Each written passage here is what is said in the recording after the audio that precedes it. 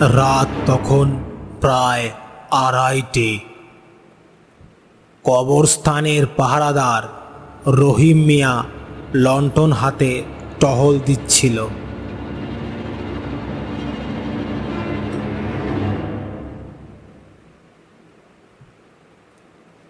হঠাৎ কানে এলো কারো কান্নার আওয়াজ।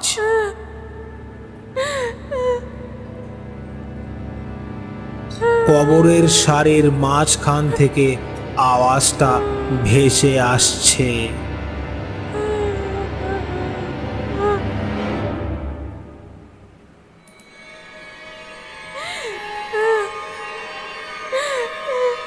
লণ্ঠন উঁচু করে রহিম মিয়া এগিয়ে গেলেন।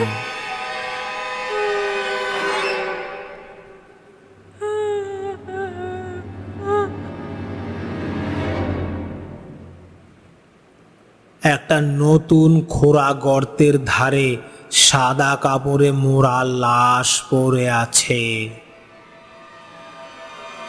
কিন্তু আশ্চর্য, ওটার বুক ধীরে ধীরে উঠছে নামছে, যেন শ্বাস নিচ্ছে।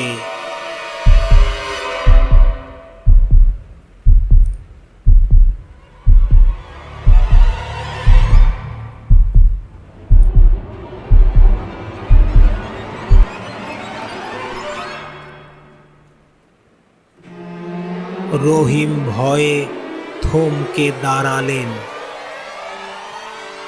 ভাবলেন হয়তো এখনো মরেনি। সাহস করে লণ্ঠনটা আরো কাছে ধরতেই দেখা গেল চোখ দুটো আধ খোলা, আর মুখের কোণে এক অদ্ভুত হাসি।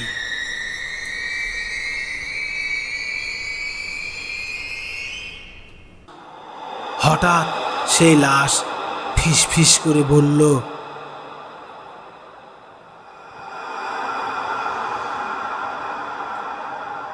রহিম মিয়া, আমার জায়গা কেড়ে নিয়েছে ওরা। আমাকে আবার কবর দিতে এসো না।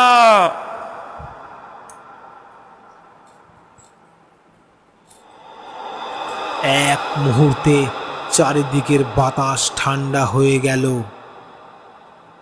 গাছের পাতা স্থির, লণ্ঠনের শিখা নিভে যাওয়ার উপক্রম।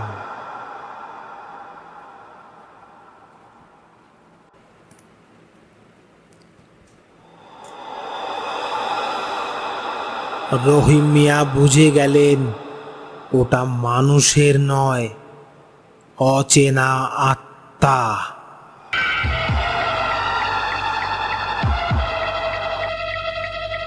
প্রাণপণে দৌড়ে বেরিয়ে এলেন তিনি।